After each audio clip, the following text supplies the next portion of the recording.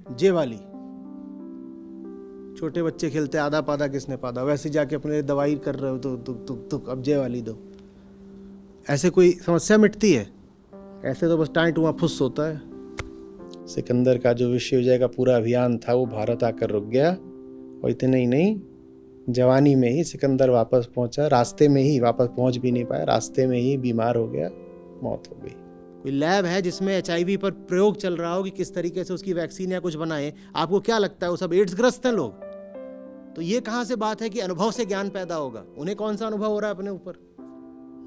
तो अनुभव झूठी चीज है, ज्ञान असली चीज है। अनुभव तो जानवरों को भी हो जाते हैं, उससे क्या हो गया? नमस्ते सर, मैं लगभग 2 महीने से जॉब कर रहा हूँ, जो कि मुझे बिल्कुल भी पसंद नहीं है, और जॉब के 8 घंटे मैं शौक में ही डूबा रहता हूँ। लेकिन उसी के साथ ही साथ मुझे एनवायरमेंटल क्लाइमेट चेंज में रिसर्च भी परस्यू करनी है। उसके साथ कहीं न कहीं मुझे ये डर भी बना रहता है कि मुझे रिसर्च में एडमिशन मिलेगा या नहीं मिलेगा, और ये आशा भी कि कहीं ये मौका छूट न जाए। लेकिन सर, आप बहुत बार कहते हो कि प्रतिपल ये याद रखो कि तुम कहाँ पर फंसे हुए हो। तो अगर हम ये याद रखें हर क्षण कि हम कहाँ पर फंसे हुए हैं, तो ये डर बना रहता है कि हम बहुत बुरी जगह पर फंसे हुए हैं। अगर याद रखोगे कि फंसे हुए हो तो फंसे हुए क्यों रहोगे शोक करने के लिए? फंसे हुए तभी रहते हो ना जब हो फंसे हुए लेकिन मानते हो कि मुक्त हूं। जो जान जाएगा कि फंसा हुआ हूं, वो अब कितनी देर फंसा हुआ रह लेगा? दूसरी बात, जो जान गया कि फंसा हुआ हूं, उसके पास अब शोक करने के लिए समय और ऊर्जा कैसे बचेंगे? अगर सचमुच तुम्हें दिख रहा है कि किसी बंधन ने पकड़ लिया तुमको, तुमने किसी बंधन को पकड़ लिया, तो तुम अपनी अब सारी ऊर्जा किस में लगाओगे? तोड़ने में ना। और शोक तो बहुत ऊर्जा मांगता है। शोक करने के लिए ऊर्जा समय कहाँ से लाओगे? और आचार्य जी, जो आशा वाला प्रश्न है वो कि उस यूनिवर्सिटी में क्लाइमेट चेंज रिलेटेड रिसर्च के लिए एडमिशन नहीं मिला तो?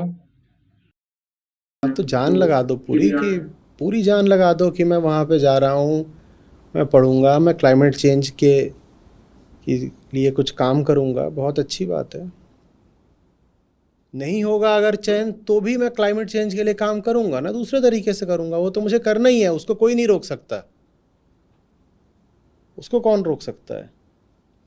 और चूंकि मैं जानता हूं कि क्लाइमेट चेंज एक बहुत महत्वपूर्ण विषय है, तो इसीलिए मैं जो भी तैयारी वगैरह कर रहा हूँ प्रवेश परीक्षा की, उसको मैं जान लगा कर करूँगा। लेकिन ये पक्का है कि मुझे प्रवेश मिले ना मिले, काम तो मैं कर ही जाऊँगा। काम तो मैं कर ही लूँगा ना। कौन आपको रोक सकता है क्लाइमेट चेंज के लिए काम करने से? फिर आपको अगर ज्ञान ही इकट्ठा करना है, मान लीजिए इन्वायरमेंटल साइंसेज में आप, तो ज़रूरी थोड़ी है कि जब किसी आप टॉप यूनिवर्सिटी में होगे तो ही आपको ज्ञान मिलेगा। टेक्स्ट बुक्स तो हर जगह एक सी ही होती हैं। किसी भी यूनिवर्सिटी में न मिले तो स्वाध्याय कर लो, कौन रोक सकता है? फिलॉसफी पढ़ने के लिए आपके पास कोई फिलॉसफी की डिग्री होनी थोड़ी ही ज़रूरी है। स्वयं पढ़ लो ना। कुछ भी पढ़ने के लिए आवश्यक थोड़ी है कि आप शिक्षा के किसी औपचारिक व्यवस्था से गुजरो ही। पढ़ लो, ऐसे ही पढ़ लो, सारी किताबें उपलब्ध हैं, पढ़ लो। क्योंकि जो बहुत पहले से ही काम कर रहे हैं उनके साथ काम करके हम ज़्यादा बेहतर इम्पैक्ट डाल पाएंगे रिसर्च पर। तो मेहनत करो ना, मेहनत करो, मेहनत करो कि तुम्हें प्रवेश मिल जाए। पर नहीं भी मिलता प्रवेश, प्रकृति में तो संयोग होते हैं, नहीं भी मिलता है प्रवेश, तो रुक जाओगे क्या? जो कर सकते हो करो। ज़्यादा धड़कनें तब तेज़ होती हैं जब कोई ऐसी कामना होती है जो सिर्फ किसी जगह से ही पूरी हो सकती है। अब क्लाइमेट चेंज पे काम करना है तो वो तो आप कर सकते हो व्यक्तिगत तौर पर भी, स्वयं पढ़ के, स्वाध्याय से भी। लेकिन अगर कुछ ऐसा हो कि फलानी यूनिवर्सिटी में एडमिशन मिल जाए तो वहाँ से प्लेसमेंट बहुत अच्छा होता है, तब धड़कनें एकदम तेज़ हो जाएंगी। तब धड़कनें तेज़ हो जाएंगी, क्योंकि वहाँ कामना किसके लिए है? अपने लिए। वो कामना एक ही जगह पूरी हो रही है, या कम से कम आशा ऐसी है कि पूरी हो रही है, तब समस्या रहेगी। कामना दबाव बनाती है,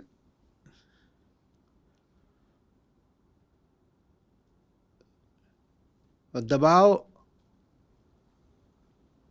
कामना को और नहीं पूरा होने देता।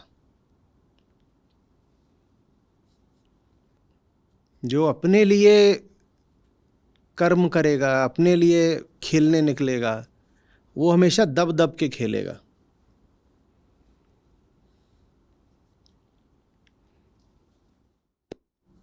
बेबाक बिंदास वो खेलता है जिसके सामने अपनी सुरक्षा का सवाल नहीं होता।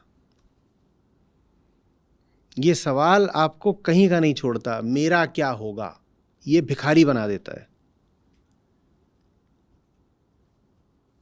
मेरा क्या होगा, आपका कुछ नहीं होना है, आप ठीक हो, कुछ नहीं बिगड़ जाना है।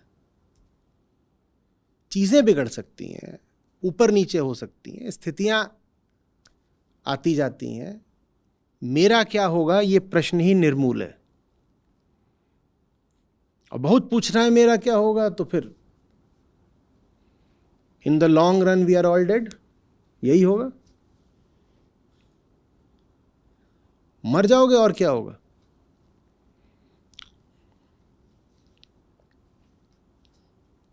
जो आपके साथ बुरे से बुरा भी हो सकता है ना, जिस दिन आप उसके साथ सहज हो जाते हैं, उसके बाद आपके साथ कुछ बुरा नहीं होता। इसको मैनेजमेंट की भाषा में बोलते हैं बांटना, best alternative to negotiated agreement. माने जो आप चाहते हो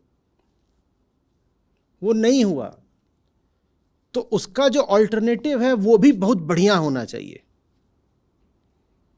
आप तो चाहते थे कि आपके सामने एक प्रतिपक्ष है, एक पार्टी है, अभी मान लो उसका नाम है जगत संसार।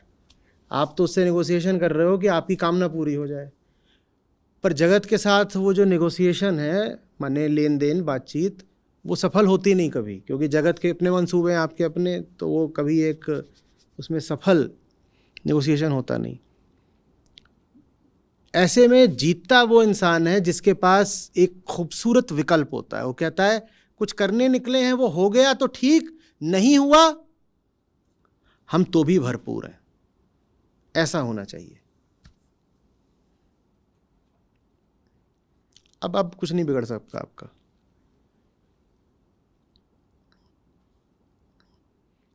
लोग सबसे ज़्यादा घबराते हैं, जो बुरे से बुरा हो सकता है वो सोचने में, और आप जो करने निकल रहे हो उसमें जो आपको पहली चीज़ पूछनी चाहिए वो है कि वर्स्ट केस सिनेरियो क्या है,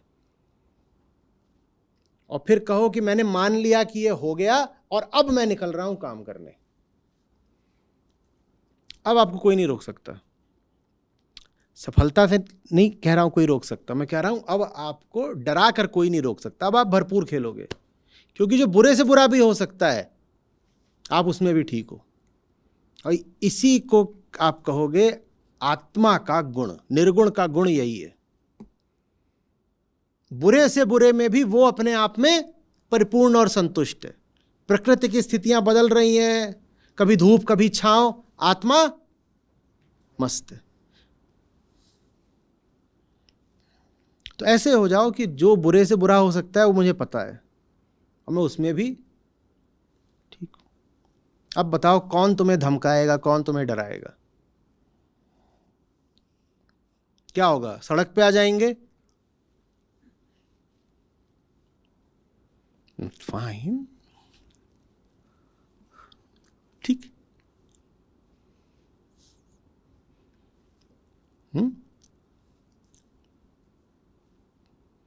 आपको दुनिया नहीं हराती, आपको कोई विरोधी नहीं हराता,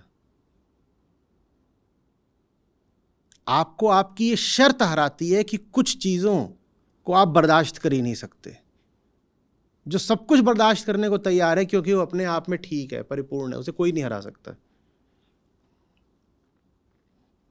कोई आकर के आपकी कलाई मरोड़ रहा है, कह रहा है मेरी बात मानो, मेरी बात मानो,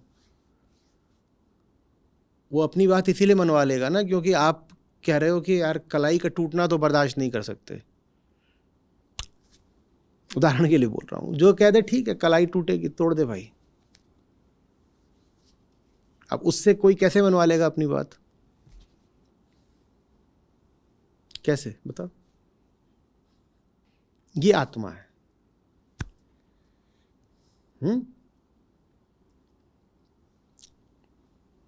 ये आत्मा की टेक्नोलॉजी है, अप्लाइड आत्मा है ये, आत्मा इन एक्शन। ये लाभ है आत्मा के। हमारा तो कुछ बिगड़ा ही नहीं, हाथ टूट गया,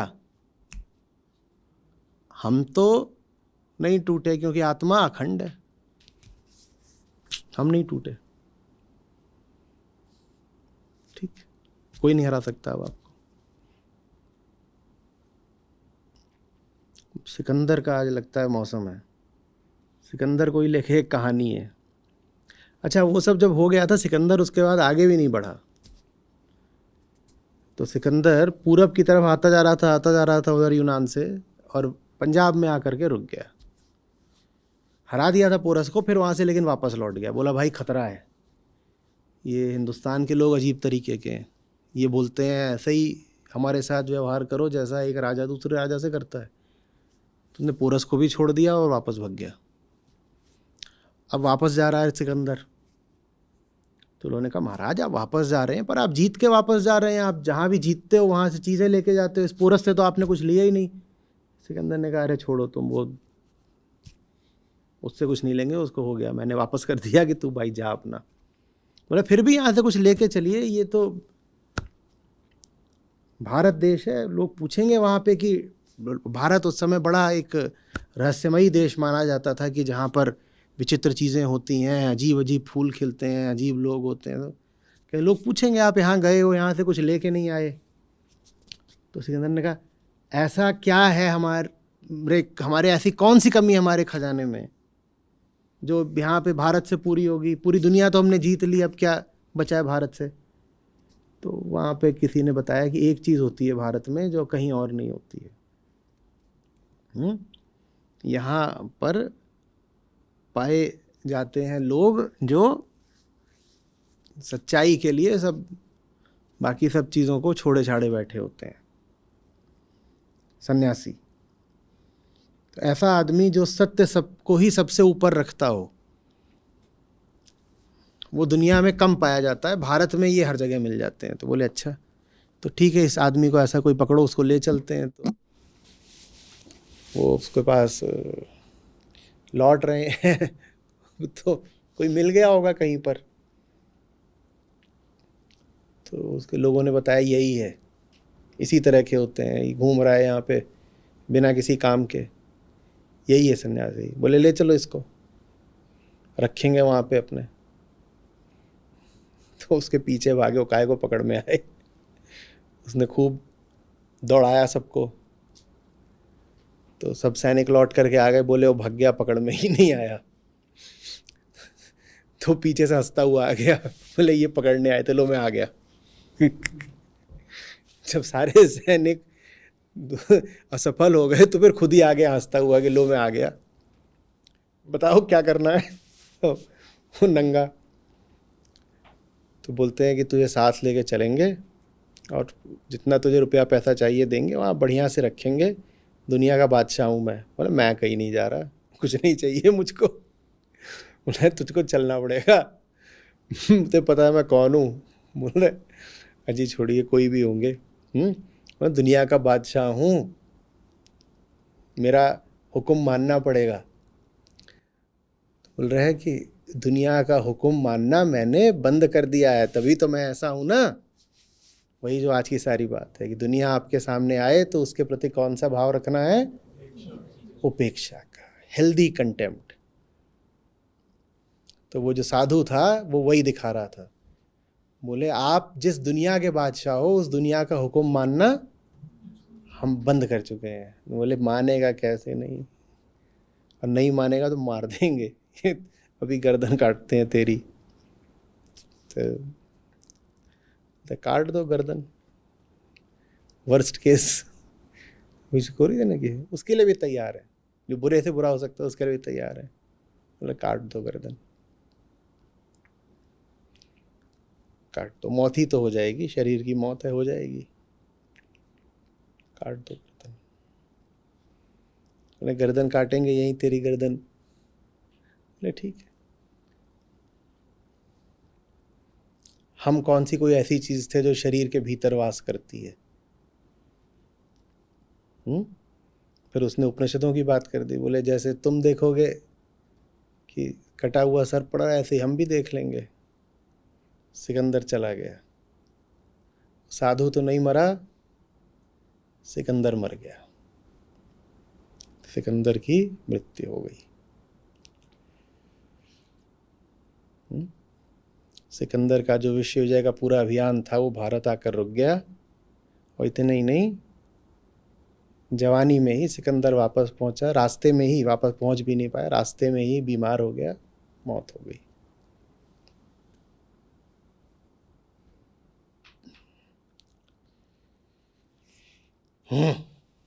नंगा फकीर, समझ में आ रही है बात?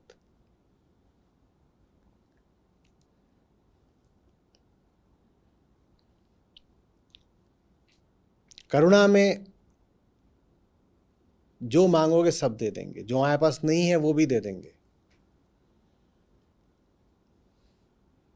पर भिखारी नहीं है। हमसे छल करोगे, हम पे चढ़ोगे या हमको लालच दिखाओगे तो हमसे कुछ नहीं पाओगे।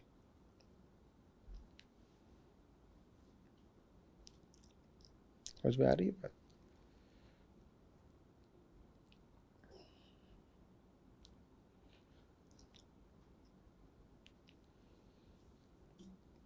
जो मेरी सबसे बुरी हालत हो सकती है, मैं उस बुरी हालत में भी स्वस्थ रहूंगा।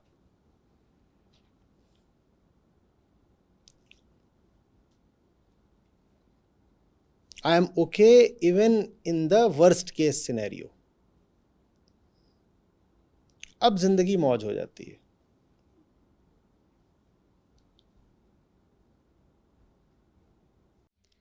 नमस्ते सर। सर आपने अभी बताया कि सुख दुख तो सिर्फ दुख है, लेकिन सुख उससे बड़ा दुख है, क्योंकि सुख को प्राप्त करने के लिए पहले मेहनत करता है अहंकार, फिर उसको मेंटेन करता है और उसको छिन जाने का भी डर रहता है, तो सुख उससे बड़ा दुख हुआ। जबकि अहंकार की जो स्वभाव होता है वो सुख मतलब दुख नहीं होता है, दुख का चयन करना नहीं होता है, तो फिर वो सुख का चयन क्यों करता है? सुख तो उसके लिए उससे भी बड़ा दुख हो ना, 3 गुना दुख हो गया। दुख से मुक्ति चाहिए ना, दुख से मुक्ति चाहिए ना, इसलिए सुख का चयन करता है।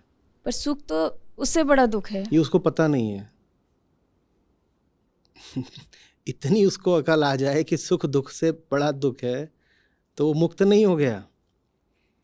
देखिए हमें सुख नहीं चाहिए होता, ये सुंदर बात पूछी है, ये जिधर को ले जाएगी वो देखिएगा। लोग सोचते हैं सुख चाहिए सुख चाहिए सुख चाहिए, कहते हैं ना हम हैप्पीनेस, और पश्चिम में तो हैप्पीनेस ह्यूमन आइडियल ही है कि life is for the sake of. किसी को हैप्पीनेस नहीं चाहिए होती, किसी को नहीं चाहिए।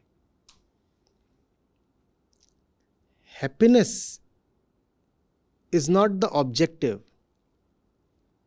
Happiness is a deemed solution. And the word solution indicates the pre-existence of a problem. सुख को हम समाधान की तरह मांगते हैं। सुख हमारी कामना नहीं है, सुख को हम मांगते हैं एक समाधान की तरह। और अगर किसी चीज का हम समाधान मांग रहे हैं तो माने पहले से ही एक समस्या है। तो सबसे पहले वो समस्या आती है जिसके रूप में, जिसके समाधान के रूप में हमें सुख चाहिए होता है। वो समस्या क्या है? दुख। दुख इंसान की जन्मगत स्थिति है। हम पैदा ही दुखी होते हैं। चूंकि हम दुखी पैदा होते हैं तो इसीलिए हम दुख से मुक्ति मांगते हैं। यहां तक तो ठीक है, इरादा बिल्कुल ठीक है। दुखी पैदा हुए, कोई समस्या, हम दुखी पैदा हुए, यहां तक समझ में आ रही है बात? हम दुखी पैदा हुए, अब दुख पसंद तो आएगा नहीं, तो आप दुख से क्या मांगते हो? मुक्ति। पर ज्ञान तो है नहीं, अकल तो है नहीं, तो दुख से मुक्ति मांगने के नाम पे आप कहां को कूद जाते हो? सुख को कूद जाते हो। तो सुख को हम एक समाधान की तरह तलाशते हैं। सुख अपने आप में कोई ऑब्जेक्टिव नहीं है, लेकिन समस्या बस ये है कि सुख झूठा समाधान है। सुख किस समस्या का समाधान है? दुख की। लेकिन दुख की समस्या तो सुख हल करता ही नहीं। सुख आता है, थोड़ी देर के लिए बहाना बना देता है, थोड़ी देर के लिए हमें टहला देता है, बहला देता है, और फिर सुख टुर, दुख वापस आ गया और जोर से वापस आ गया। तो सुख जो है झूठा समाधान है दुख की समस्या का। दुख की समस्या का सुख एक झूठा समाधान है। और सारा अध्यात्म इसीलिए ताकि दुख की जो समस्या है उसका सच्चा समाधान निकाला जा सके। और दुख की समस्या का सच्चा समाधान है मुक्ति। मुक्ति को आप ऐसे भी कह सकते हो, दुख से मुक्ति। और काय से मुक्ति? मुक्ति का अर्थ ही है दुख से मुक्ति। तो हमें चाहिए होता है लिबरेशन, पर हम भागने लगते हैं हैप्पीनेस के पीछे। चाहिए मुक्ति और भाग रहे हैं सुख के पीछे। ये हमारी गड़बड़ हो जाती है। हमें दुख की अपेक्षा सुख नहीं चाहिए, हमें दुख की अपेक्षा दुख से मुक्ति चाहिए। और दुख से मुक्ति को फिर माना गया है कि सुखों से बड़ा सुख है वो, तो उसको फिर आनंद का नाम दे देते हैं। वो ऐसा सुख है जो कभी धोखा नहीं देता, कभी खत्म नहीं होता। उसमें दुख तो है नहीं। दुख से मुक्ति हो गई तो अब दुख तो बचा नहीं, दुख नहीं बचा ना। तो अब एक ऐसा सुख बचा है जो निरंतर है और जो धोखा नहीं देगा और जिसकी सुरक्षा नहीं करनी पड़ेगी, जो कभी खतरे में नहीं है कि हाय हाय सुख छिनने वाला है। नहीं, कुछ नहीं। सुख छिन कैसे सकता है? दुख तो अब हमने हटा दिया, दुख से तो मुक्ति मिल गई, तो अब क्या छिनेगा? कुछ नहीं छिनेगा, मुक्ति तो मिल गई। तो हम भूल कहाँ पर करते हैं? यहाँ तो हम बिल्कुल भी भूल नहीं करते कि दुख से मुक्ति मांगते हैं। हर आदमी दुख से मुक्ति मांग रहा है, वो ठीक है। भूल होती है ज्ञान के तल पर। हम ये नहीं जानते कि दुख से मुक्ति कैसे मिलेगी। जब हमें दुख से मुक्ति नहीं पता कैसे मिलेगी, क्योंकि हमने दुख की समस्या का ही ठीक से अन्वेषण नहीं करा है, तो फिर हम दुख की समस्या का एक झूठा समाधान निकाल लेते हैं, एक त्वरित समाधान, हल्का सस्ता समाधान। उस दुख की समस्या के हल्के समाधान का क्या नाम है? सुख। बस ये है। इंसान गलती ये करता है कि उसको ज्ञान नहीं है, वो दुख को नहीं जानता, वो समझता नहीं है कि दुख की प्रक्रिया क्या है, दुख कहाँ से पैदा होता है। जो दुख की प्रक्रिया को समझ जाएगा वो दुख की प्रक्रिया को समझ के हंसेगा और गायब हो जाएगा। और उसके गायब होते ही दुख मिट जाएगा। ये मुक्ति है। दुख से मुक्ति माने स्वयं से मुक्ति।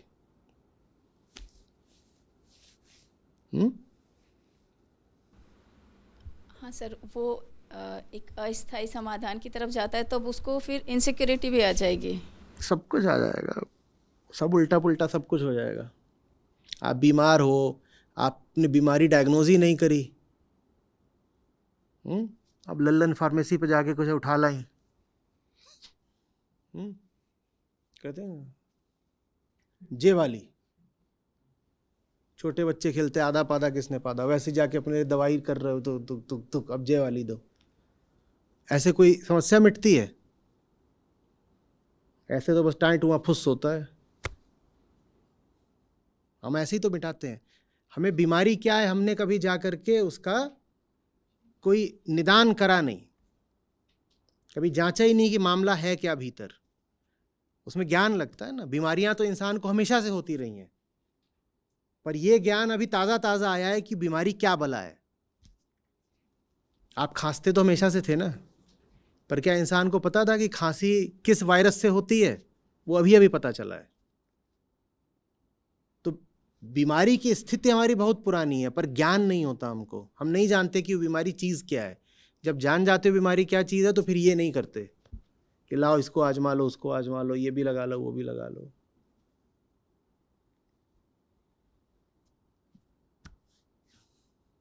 सोचिए कितनी गजब बात है ये।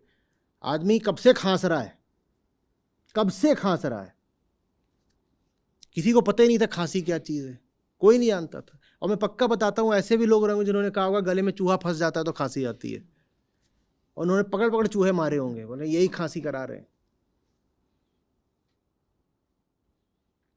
आदमी कब से खांस रहा है? तो पता है जानवर भी खांसते हैं। आदमी इतना पुराना है, जानवर तक खांसते हैं। आदमी तब से खांस रहा है जब वो जानवर था, लेकिन हम जानते नहीं थे खांसी क्या चीज़ है। अभी पता चला खांसी क्या चीज़ है। तो बीमारी के होने से कोई आश्वस्ति नहीं है कि आपको बीमारी का पता होगा। आप बीमारी के अनुभोक्ता हो सकते हो बिना बीमारी के ज्ञाता हुए, और यही हमारा दुर्भाग्य है। हम अनुभोक्ता हैं, ज्ञाता नहीं है। अनुभव हमें 1000 चीज़ों का होता है, ज्ञान हमें किसी चीज़ का नहीं है। लालच का अनुभव होता है ना, क्या जानते हो लालच क्या चीज़ है? वो हमें नहीं पता। और 50 चीज़ों का अनुभव, पूरे जगत का ही हमें अनुभव होता रहता है, पर जगत क्या है हम जानते नहीं। और इसके आगे हम लंबा तीर चलाते हैं, हम कहते हैं अनुभव ही तो ज्ञान है। अनुभव ही तो ज्ञान है। अनुभववादी घूम रहे हैं पूरी दुनिया में, वो कहते हैं अनुभव पे चलना, अपने अनुभव पे चलना। अरे अनुभव तो खांसी का हमें कब से हो रहा था, तो उससे क्या हुआ? खांसी का ज्ञान हो गया था क्या? खांस रहे हैं हम तब से, मानवता जब से पैदा हुई है खांसी जा रही है, ज्ञान हो गया था खांसी का। कहते हैं नहीं, अपने अनुभव से देखना। भाई ज्ञान, और ज्ञान के लिए खुद खांसना जरूरी भी नहीं है। मैं नहीं समझता कि HIV पर जितने लोग शोध कर रहे हैं सबको HIV है। कोई लैब है जिसमें HIV पर प्रयोग चल रहा हो कि किस तरीके से उसकी वैक्सीन या कुछ बनाए, आपको क्या लगता है वो सब एड्स ग्रस्त हैं लोग? तो ये कहां से बात है कि अनुभव से ज्ञान पैदा होगा? उन्हें कौन सा अनुभव हो रहा है अपने ऊपर? तो अनुभव झूठी चीज है, ज्ञान असली चीज है। अनुभव तो जानवरों को भी हो जाते हैं, उससे क्या हो गया?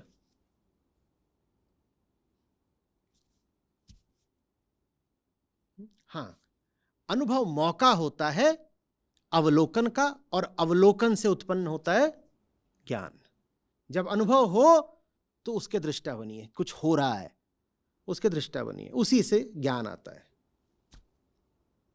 और वो जो प्रक्रिया है विज्ञान में भी और अध्यात्म में भी एक है। विज्ञान में भी जो मेथड है वो ऑब्जर्वेशन का ही है, और जो विधि है अध्यात्म में वो भी अवलोकन की ही है।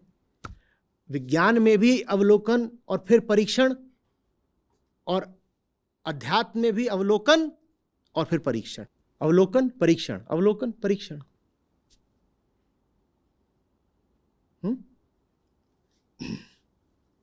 धन्यवाद सर।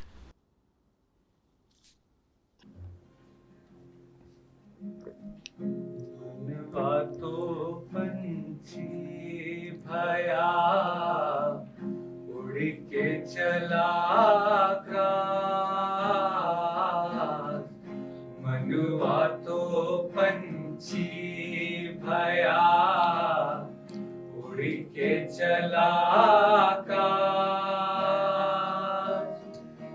ऊपर ही ते गिर पड़ा मन माया के पास कबीरा, मन माया के पास।